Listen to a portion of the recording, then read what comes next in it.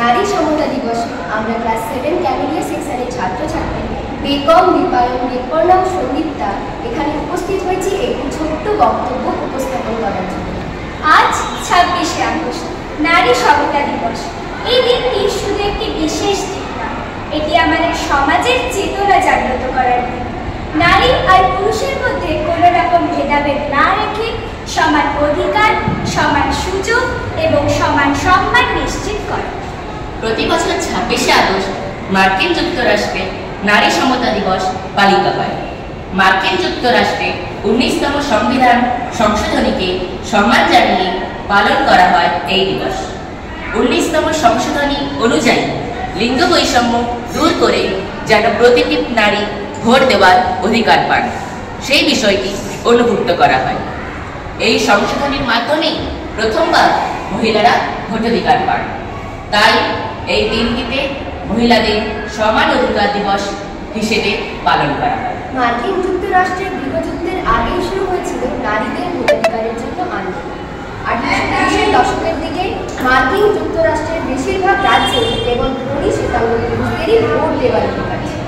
1848 সালে নিউ ইয়র্কে women's right কনভেনশনে প্রথমবারের জন্য নারী সমতা বা নারী সমানাধিকার নিয়ে প্রতিবাদ হয়েছে।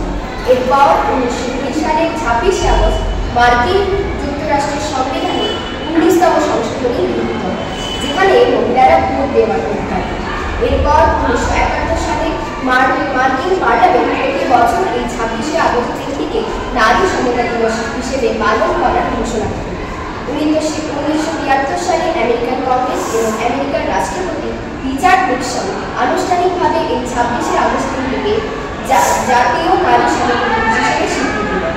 আমেরিকায় ওই দিন থেকে 26শে আগস্টে আমরা নারী সমতা দিবস হিসেবে পালন করে এসেছি এবং পৃথিবীর নানা জায়গায় এই দিনে আমরা নারী সমতা দিবস বা নারী ভোটাধিকার দিবস হিসেবে পালন করছি।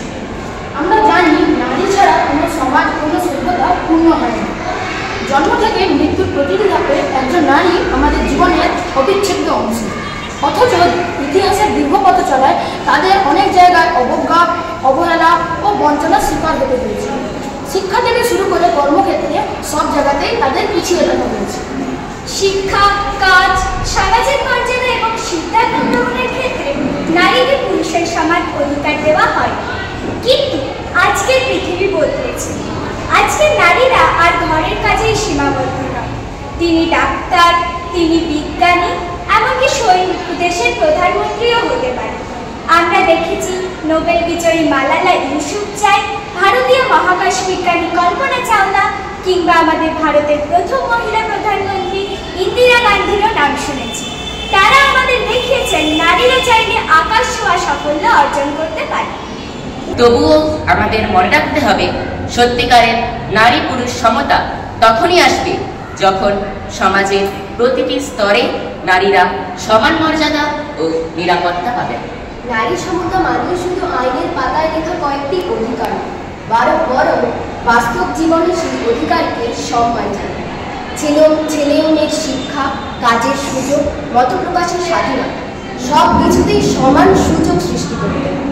এই নারী সমতা দিবসে আমাদের অঙ্গীকার হোক, আমরা আমাদের পরিবার থেকে, সমাজ থেকে প্রতিটি স্তরের নারীর প্রতি সমান অধিকার, সমান ভালোবাসা, সমান মর্যাদা প্রদর্শন করব। নারীর ক্ষমতায় আমাদের জাতিকে আরো সমৃদ্ধ, শক্তিশালী ও মানবিক করে তুলবে। তাহলে সত্যিকারের অর্থে নারী সমতা দিবসের তাৎপর্য সফল হবে। এই নারীদের সমান অধিকার নিয়ে বিভিন্ন কবিরাও তাদের কলম ধরেছিলেন। তাই আজ নারী সমতা দিবসে আমরা একসাথে উচ্চারণ করি, নারী পুরুষের সমান অধিকার, নারী পুরুষের সমান মর্যাদা।